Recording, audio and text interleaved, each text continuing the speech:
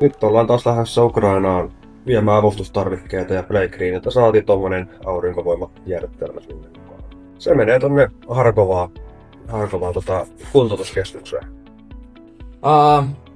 Koko uuden sodan aikana niin ollaan tietenkin autettu niin paljon kuin pystytään. Käytiin Chernihivissä 23 ja nyt kun kuultiin, että on mahdollisuus taas olla mukana auttamassa, niin ilman muuta oltiin sitten. Et siinä oli mukava juttu oli se, että meille oli lahjoitettu tavaraa, joka toivottiin päätyvän Ukrainaan, niin sellaisista tavaroista koostui tämä meidän uusi toimitus.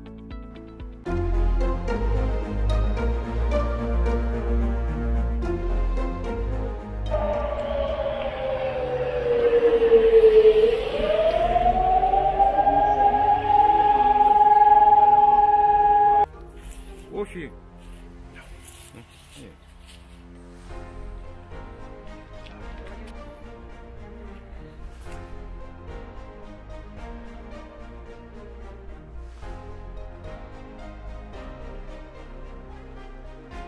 Kiitos Playgreen Finlandille.